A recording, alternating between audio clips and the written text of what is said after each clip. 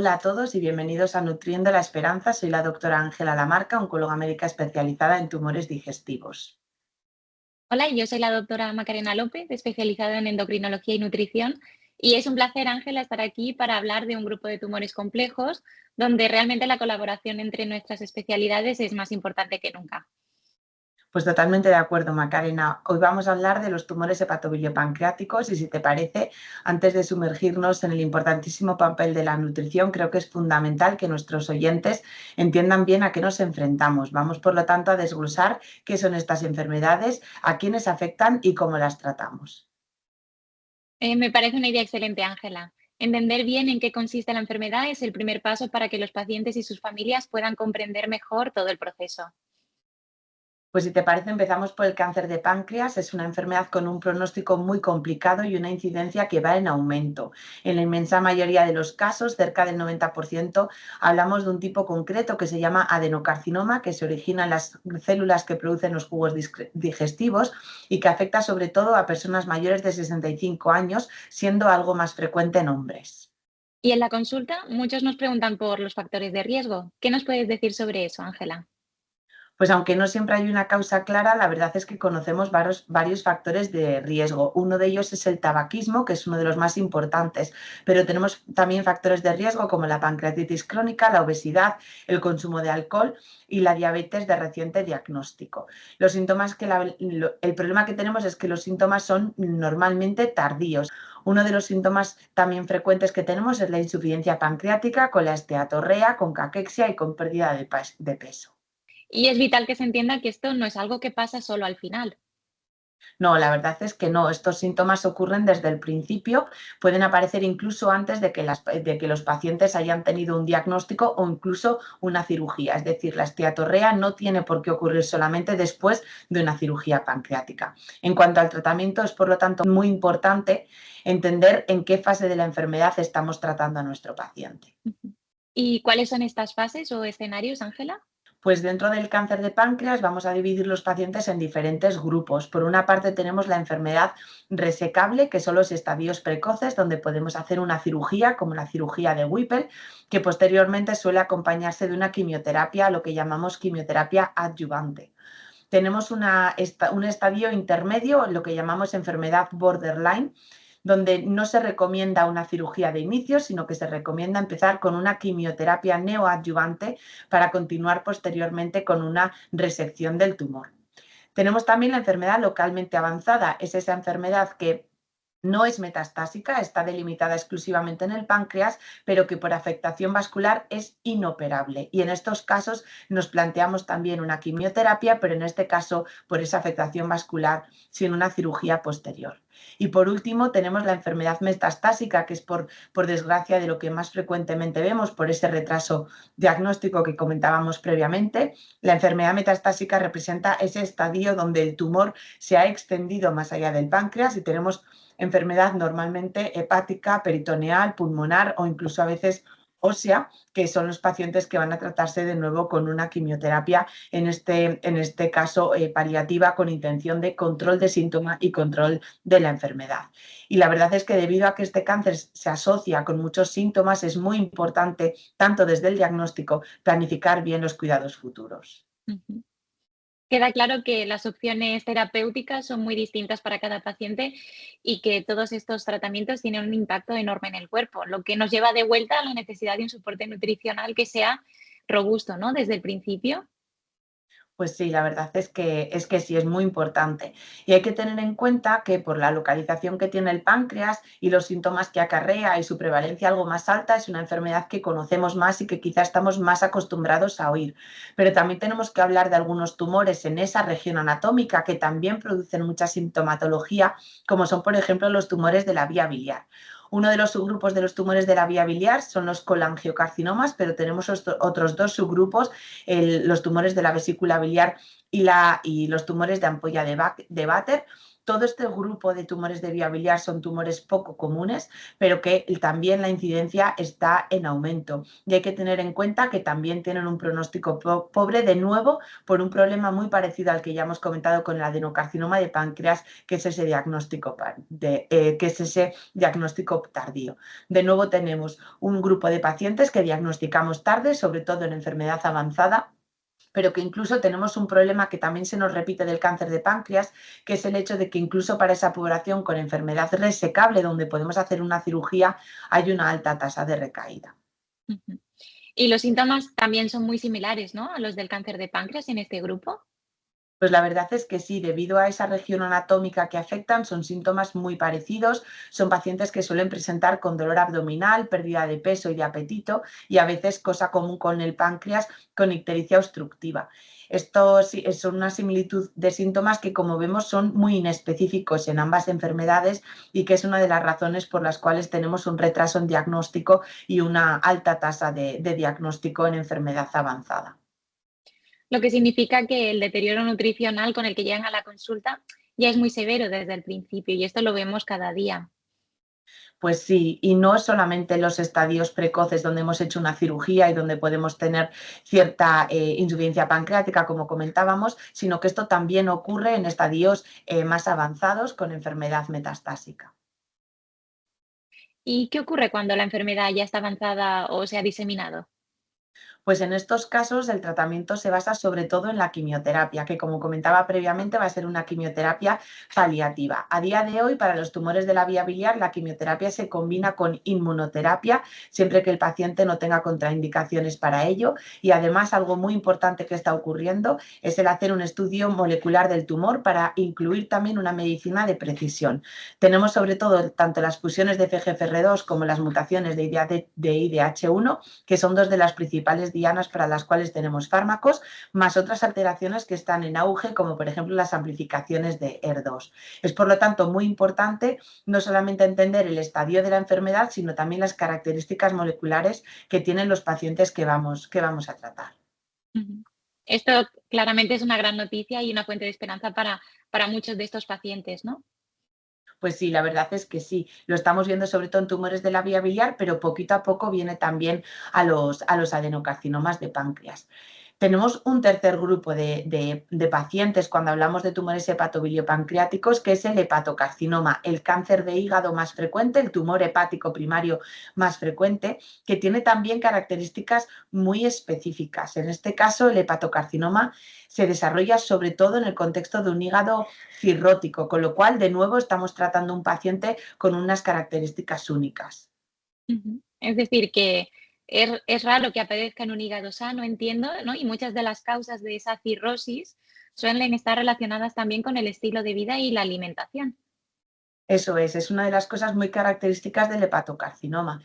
Se desarrolla en un hígado cirrótico, con lo cual no solamente tenemos el problema del tumor, sino que además tenemos el problema de estos factores, de esta cirrosis hepática y de la causa de esa cirrosis hepática. Típicamente ha sido virus hepatitis C, consumo de alcohol, pero estamos cada vez viendo un aumento de esteatohepatitis no alcohólica, que es lo que conocemos como hígado graso, sobre todo de origen metabólico, que está aumentando mucho a raíz de aumentar la obesidad y la diabetes. Ujú. ¿Y los síntomas también en este grupo de pacientes son evidentes al principio o también se diagnostican tarde? Pues este es un perfil de paciente bastante diferente. Al ser pacientes cirróticos, son pacientes que están teniendo un seguimiento normalmente en consultas de patología, con ecografías, y muchas veces tenemos un diagnóstico algo más precoz.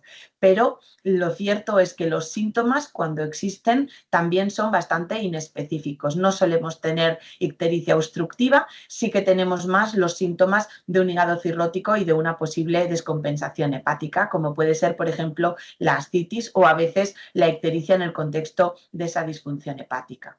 Ujú. Y el tratamiento imagino que también dependerá mucho de si este hígado funciona bien o no.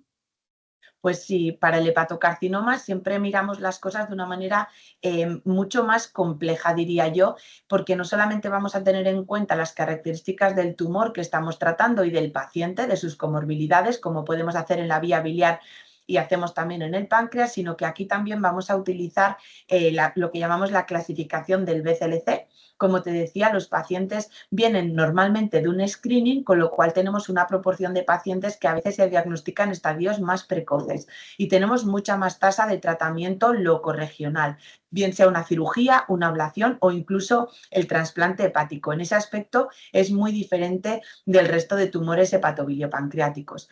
En enfermedades más avanzadas sí que es todo un poco más común. Tenemos sobre todo el tratamiento sistémico para la enfermedad metastásica o la enfermedad multifocal, pero durante muchos años hemos utilizado también tratamientos como la quimioembolización o la TACE para los estadios intermedios. Ujú. ¿Y si hay algún caso más complejo, por ejemplo, que la enfermedad se ha extendido?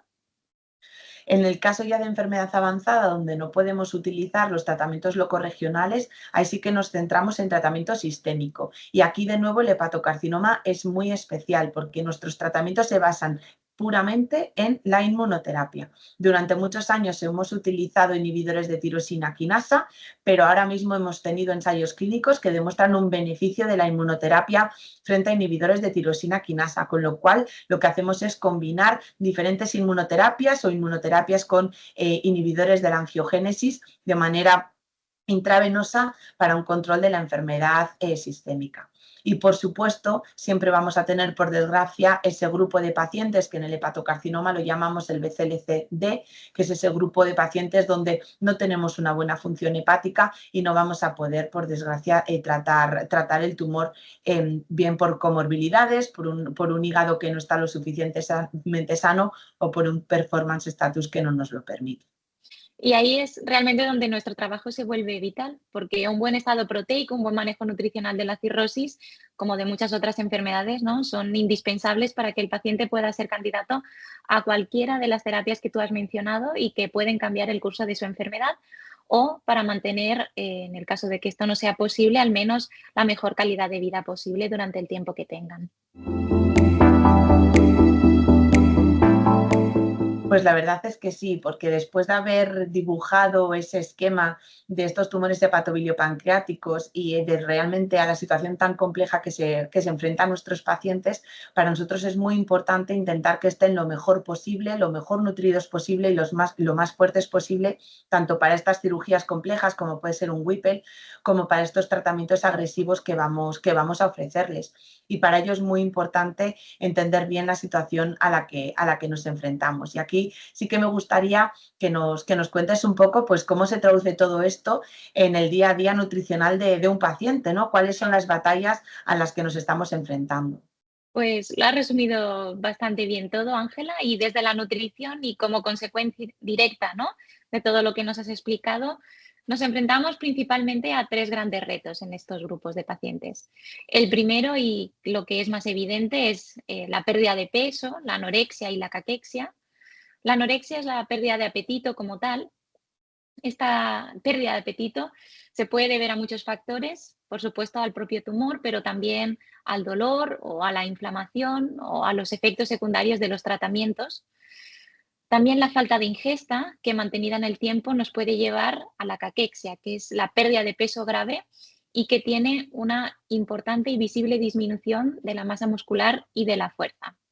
Y como decíamos antes, esto es un problema que aparece muy pronto, ¿verdad? A veces antes del diagnóstico.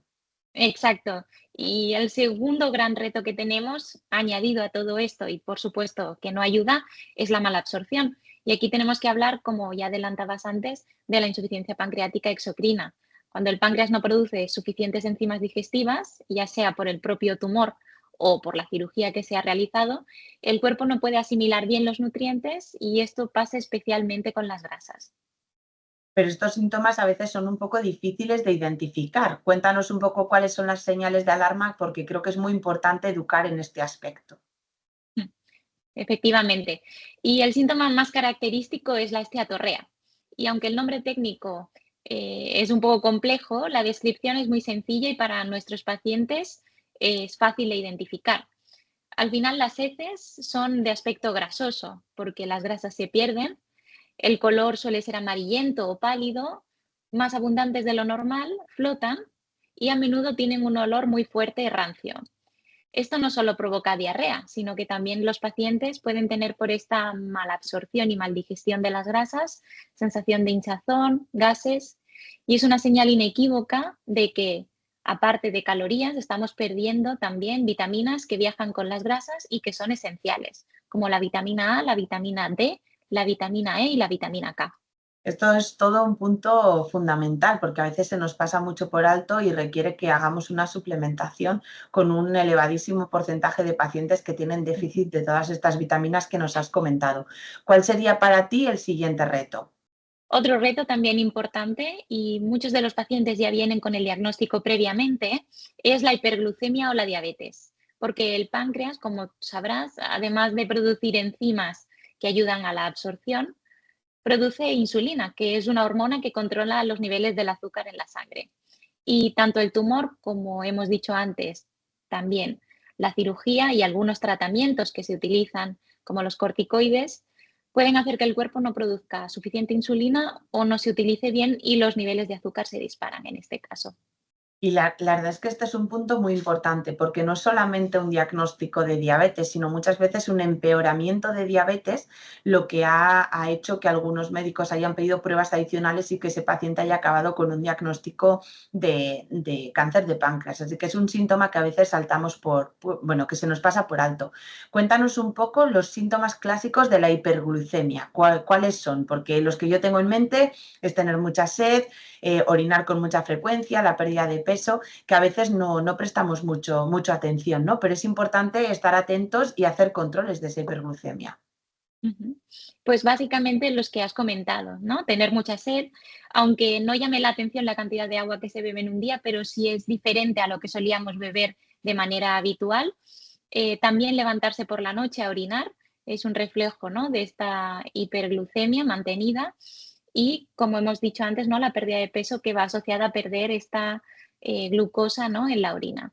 Al final es un círculo vicioso, tanto la enfermedad como los tratamientos que damos para ella pueden alterar, como vemos, la capacidad que tenemos tanto para ingerir alimentos como para asimilar los nutrientes, y por eso nuestra misión es intentar romper ese círculo con una estrategia nutricional que se adapte bien a cada paciente y a cada momento del tratamiento. Bueno, Macarena, yo creo que hemos entendido ya la complejidad de la enfermedad y de los retos nutricionales que se nos plantean. Vamos a llegar ahora a una parte donde vamos a ponernos en esa situación donde acabamos de diagnosticar a un paciente. Cuéntanos cuáles son los primeros pasos, esas primeras recomendaciones generales que se les puede hacer para tener un punto de partida a nuestros pacientes. Perfecto. Pero bueno, antes de nada, y aunque pueda sonar repetitivo, lo que sí que es muy importante insistir en que lo que yo voy a dar son unas pautas generales y al final la recomendación que prevalece siempre es la del propio equipo médico que conoce los casos particulares. Siempre comentarlo con vuestros médicos o con vuestra enfermera y si necesita alguna adaptación particular, pues que prevalezca lo que recomiendan, ¿no? Dicho esto, el primer gran cambio que proponemos a todos los pacientes no es tanto qué comer, sino cómo comer. Y la regla de oro al final es fraccionar las comidas, intentar Es hacer decir, varias comidas al día. Es decir, abandonar esa idea que tenemos de desayuno, comida y cena. Eso nos puede costar un poco, puede ser algo difícil como concepto. Cuéntanos un poco más. Eso es. Al final estamos acostumbrados, ¿no?, a hacer lo que has comentado tú, 3 comidas al día, pero en estos pacientes muchas veces hacer un esquema de ingestas fraccionadas, como hemos dicho antes, 6 o 7 comidas más pequeñas a lo largo del día, comer cada 2 o 3 horas, puede facilitar tanto el tema de la mala absorción como la maldigestión, porque las raciones que son más pequeñas se digieren y se toleran mucho mejor, evitamos síntomas que hacen que comamos menos, como la sensación de pesadez, y aseguramos además que haya un aporte constante de energía a lo largo del día. Y en esas comidas pequeñas, ¿qué recomiendas que prioricen? Estos pacientes y muchos de nosotros también tenemos el problema de que tenemos alimentos que por considerarse saludables son alimentos que son poco energéticos, como las verduras y las frutas, que sí que hay que intentar mantener, por supuesto, pero aquí sí que deberíamos priorizar aquellos que tengan mayor densidad energética y nutricional, es decir, aquellos que con poco volumen nos vayan a aportar mucho. Y dentro de este grupo, las proteínas de alto valor biológico son las verdaderas protagonistas. El cuerpo las necesita para muchas cosas, pero entre ellas para reparar tejidos, para mantener la masa muscular y también para fortalecer el sistema inmune. Y aquí estamos hablando de, sobre todo, carne, pescado, huevos y lácteos. Y las grasas, porque muchos pacientes tienen miedo a las grasas, sobre todo si han tenido problemas digestivos. Mm. Esto es una pregunta muy importante y además es muy habitual, especialmente porque hemos hablado de que pueden, ¿no?, llegar a tener insuficiencia pancreática exocrina incluso antes del diagnóstico, y esto puede hacer que de manera inevitable y porque las toleran mal, eviten este tipo de alimentos. Y en realidad las grasas no hay que tenerles miedo, hay que elegirlas bien. Las grasas saludables son una fuente de energía fantástica y que nos va a ayudar mucho en en estas fases o escenarios que hemos hablado. El aceite de oliva virgen extra debe ser nuestra grasa principal y alimentos, por ejemplo, pues como el aguacate o los frutos secos también son buenas opciones, que además ayudan a enriquecer los platos, no solo de manera aislada. Por el contrario, sí es verdad que hay algunas grasas, como las grasas saturadas, que tenemos que intentar evitar, y los alimentos ultraprocesados, que suelen venir también cargados no solamente de grasas de mala calidad, sino también de azúcares y de sal. Sobra decirlo, pero por supuesto el consumo de alcohol debe intentar evitarse por completo. Y la hidratación, ¿qué nos puedes decir de la hidratación? Porque también es importante. Es fundamental. Hemos hablado antes, ¿no?, de la polidipsia, que es este aumento, ¿no?, de ingesta hídrica asociado a la hiperglucemia, pero sí que tenemos que intentar mantener, y aunque hay que estar atento, ¿no?, a este síntoma, intentar mantener una hidratación correcta, que habitualmente suele estar en torno al 1,5 litros y 2 litros de agua al día. Aquí sí que hay una recomendación que solemos hacer e incidir bastante en las consultas, y es intentar beber fuera de las comidas, porque si bebemos mucho líquido mientras comemos, el estómago se llena y nos sentimos saciados antes de tiempo. Y lo que tenemos que intentar es priorizar los alimentos sólidos, que son los que nos aportan los nutrientes. Podemos dar pequeños sorbos, por supuesto, con las comidas, pero el grueso de la hidratación intentar hacerlo entre horas. Entonces, para resumir, hay que comer poco y a menudo, priorizar proteínas, grasas saludables y beber entre horas. Efectivamente, esos son los pilares fundamentales. Y sí que añadiría un último consejo, que es comer despacio, masticando muy bien y, si es posible, en un ambiente tranquilo, porque la digestión empieza en la boca y hay que darle tiempo al cuerpo para facilitar todo el proceso. Perfecto, Macarena. Pues la verdad es que esas recomendaciones generales son una base excelente. Ahora vamos a meternos de lleno en el primer gran problema que hemos mencionado, que es la anorexia y la caquexia. ¿Qué hacemos cuando un paciente nos dice: doctora, es que no tengo nada de hambre, la comida me da fatiga, no me apetece, muchas veces lo dicen, solo pensar en comer me da para atrás, no quiero? ¿Cómo podemos luchar contra esa pérdida de peso y de apetito tan preocupante? Ujú. La verdad es que es una de las situaciones que más preocupan tanto a los pacientes como a los familiares. Entonces, hemos hablado del fraccionamiento, pero hemos hablado también del enriquecimiento, ¿no?, de hacer comidas que tengan un alto valor calórico, energético. Y si el paciente solamente puede tomar un pequeño volumen de comida, tenemos que asegurarnos, ¿no?, de que ese pequeño volumen esté realmente concentrado tanto en nutrientes como en calorías. El objetivo es que cada cosa que tomen, aunque sea pequeña, cuente y cuente bastante. ¿Y cómo hacemos eso en la cocina del día a día? Danos algún truco. Perfecto. Pues los trucos son más sencillos de lo que parecen, cosas que nuestras abuelas ya hacían en casa. Se trata de añadir ingredientes a recetas habituales sin que apenas se note. Por ejemplo, a las sopas, a las cremas o a los purés le podemos añadir leche en polvo, quesitos, queso rallado, huevo duro, carnes y pescado desmigado, sin olvidar, por supuesto, de un buen chorro de aceite de oliva virgen extra. De la misma forma, a los yogures, a la leche o a los batidos podemos sumarles frutos secos triturados o en polvo. También existen en formato de crema, que la más conocida es la crema de cacahuete, pero existen muchos tipos de cremas en los supermercados a base de frutos secos. Para los platos que son más contundentes, ¿no? Platos de pasta, arroz o legumbres, una vez cocinados, podemos enriquecerlos, como hemos dicho antes, con queso en polvo o también con picada de frutos secos. Y los segundos platos podemos también cubrirlos con bechamel, un filete o un pescado, o hacer una salsa casera a base de verduras y, por supuesto, sumando aceite. La idea al final es la misma, aumentar la densidad nutricional sin aumentar el volumen del plato que tengan que tomar. ¿Y qué podemos hacer para mejorar el apetito? Cuéntanos estrategias. Esto es bastante complicado, pero sí, a veces podemos hacer alguna recomendación para mejorar el apetito. Dar un paseo corto y relajado unos minutos antes de comer puede abrir el apetito. También utilizar sabores ácidos en pequeñas cantidades, como unas gotitas de limón en el agua o un caramelo de limón sin azúcar, un trozo de piña natural, también puede estimular la saliva y las ganas de comer. Perfecto, pues me gustaría para nuestros oyentes y que lo puedan visualizar, danos un ejemplo de un menú diario para un paciente con poco apetito, teniendo en cuenta todas estas técnicas de enriquecimiento de las que nos hablabas. Perfecto. Pues mira, por ejemplo, podríamos empezar la mañana con un desayuno a base de un vasito de leche entera, una tostada con aguacate, jamón serrano, un buen chorro de aceite de oliva. A media mañana ya empezamos a hacer una dieta fraccionada. Podríamos tomar un yogur griego, por ejemplo, que es más cremoso y más denso, con un puñado de nueces picadas y una cucharadita de miel. Para la comida, es buena idea siempre empezar por el segundo plato para asegurar la ración de proteínas del día. Podríamos, por ejemplo, preparar un estofado de lentejas enriquecido con trocitos de pollo y patata y de postre, por ejemplo, una pieza de fruta. Para la merienda podemos probar a hacer recetas de batidos. Nosotros solemos recomendar batidos de alta carga energética, que son batidos a base de frutas con leche, pero se pueden hacer también con yogur y añadirle cucharadas de leche en polvo también para potenciarlo.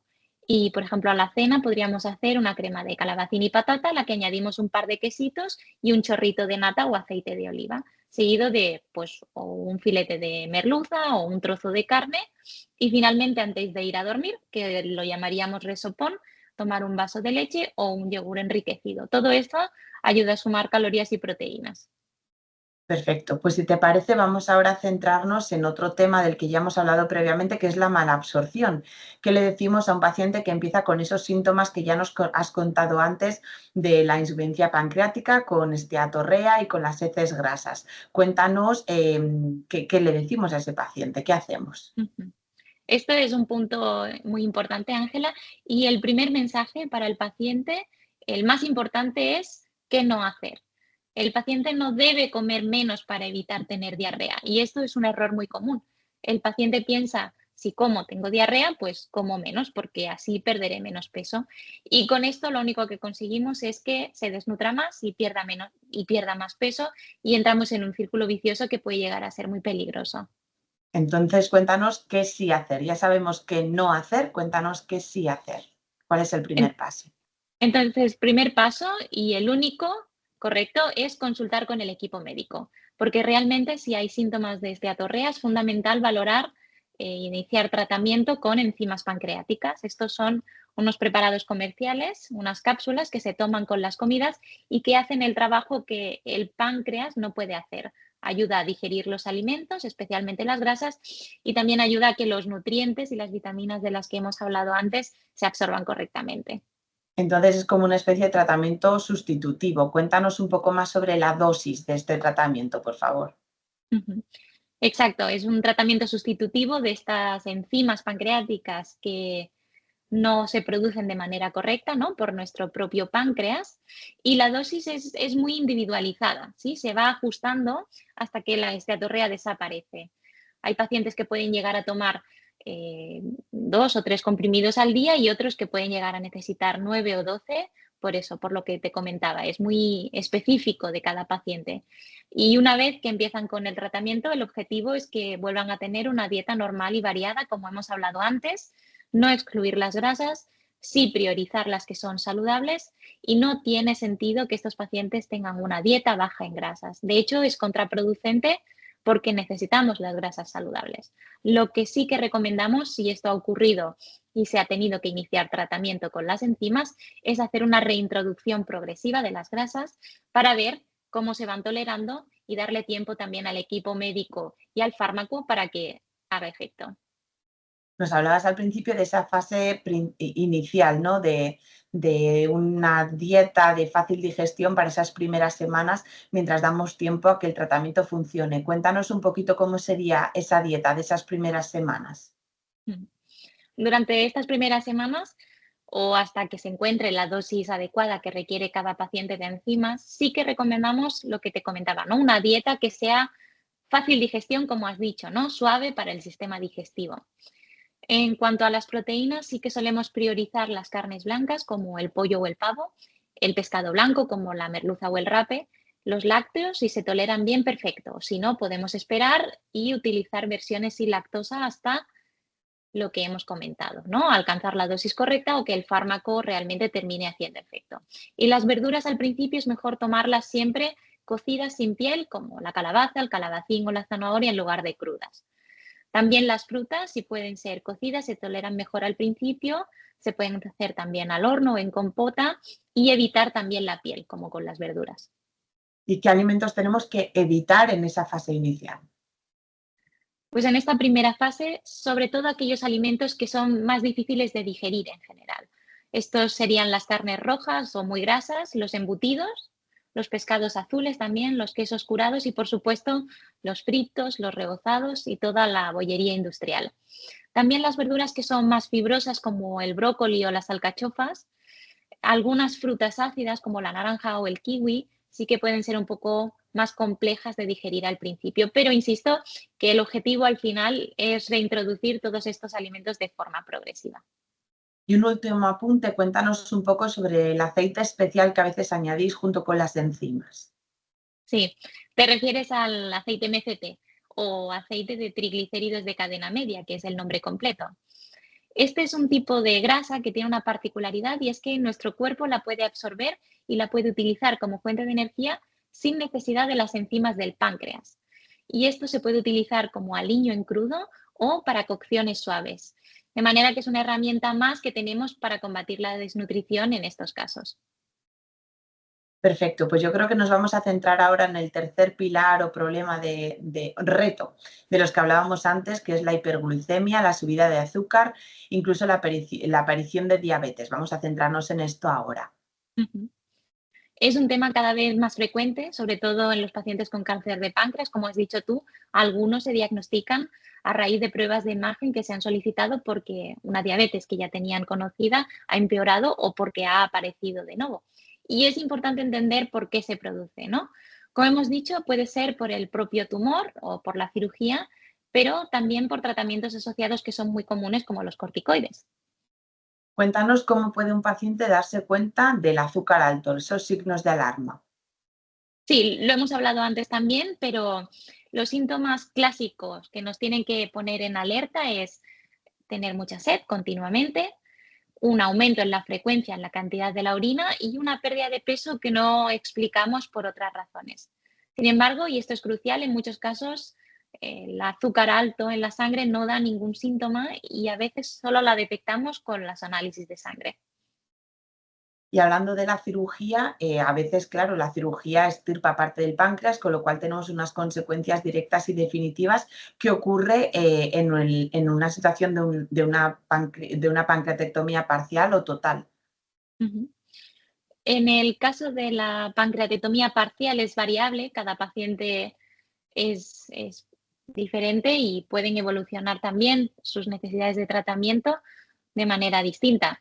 Pero en el caso de una pancreatectomía total, la consecuencia es inevitable porque dejamos de tener el órgano que produce esta hormona y el paciente sí o sí va a desarrollar diabetes porque tendrá una falta completa de insulina. Por lo tanto, necesitará tratamiento y varias dosis al día de por vida. Ya decía que como en las cirugías parciales la aparición de diabetes es variable, esto es una posibilidad, pero siempre la vigilamos por si acaso. Y en este contexto de esta diabetes por una pancreatectomía total, ¿cómo manejamos esa diabetes? ¿Qué hacemos? Ujú. Bueno, el Manejo se basa principalmente en 3 pilares. El primero es el tratamiento farmacológico, ya sea con pastillas o con insulina. En el caso de una pancreatectomía total es con insulina. El segundo, y aquí entramos de lleno en lo práctico, es el control de los niveles en casa con un aparato llamado glucómetro, y esto también, la frecuencia con la que deben realizarse estos controles dependerá también de lo que recomiende el equipo médico. Y el tercer pilar, por supuesto, es la alimentación. Y quiero añadir que estos pacientes son especialmente complejos a la hora del control metabólico, porque la propia cirugía también puede afectar a cómo se absorben los hidratos de carbono, y esto hace que la respuesta del azúcar sea todavía más impredecible. Así que quizá aquí incluso necesitamos más pautas, unas pautas dietéticas incluso más claras. Exacto. Aquí las reglas son las que ya hemos ido comentando. Es verdad que son situaciones bastante complejas, pero en definitiva hemos ido hablando de todas ellas. La primera es evitar o reducir al máximo los azúcares simples, el azúcar, la miel, la bollería, los refrescos. La segunda parte es priorizar los hidratos de carbono complejos, como las legumbres, la patata o los cereales integrales, que se absorben de manera más lenta y estable. Y la tercera, que es fundamental, es repartir los hidratos de carbono a lo largo del día para intentar mantener los niveles de glucosa estables. Y puedes darnos un menú diario de esta situación, danos un ejemplo. Claro, depende mucho, por supuesto, del peso del paciente, ¿no? De la situación en la que nos encontremos, pero en general una cosa sencilla podría organizarse de la siguiente manera. Para desayunar, una tostada de pan integral con jamón cocido, aceite de oliva, acompañada de un vaso de leche. A media mañana, un yogur natural sin azúcar con un puñado de frutos secos, ¿no? Porque siempre tenemos que intentar, como hemos dicho antes, fraccionar y enriquecer. Para la comida podríamos tener un primer plato de lentejas y un segundo a base de proteína, un filete de pavo a la plancha con una guarnición de verduras, por ejemplo.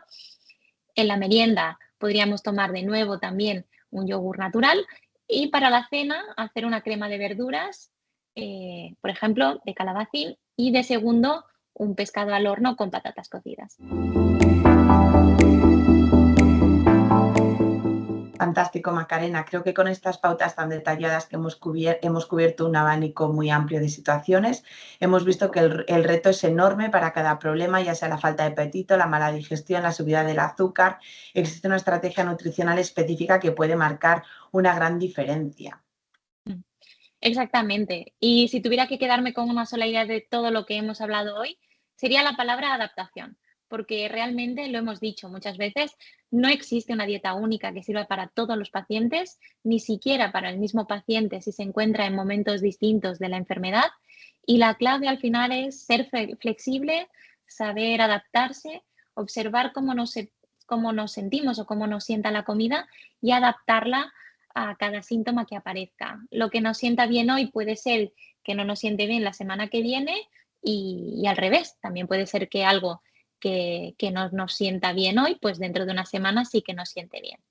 Exacto, es un punto fundamental y me gustaría añadir también la importancia de que el paciente sienta que tiene las riendas de la alimentación, entender por qué se hacen las cosas, hablar con el equipo médico y entender por qué se toleran unas cosas, otras no. Creo que les da mucho poder en esta recuperación y también intentando mantener la calidad de vida y mejorar la calidad de vida. Totalmente. Y esto me lleva a un consejo final, que es el más importante de todos. Lo que ya he dicho al principio lo vuelvo a repetir, y es que lo que hemos compartido hoy son recomendaciones generales, una guía para orientar, pero la recomendación que siempre prevalece es la que os dé vuestro propio equipo médico.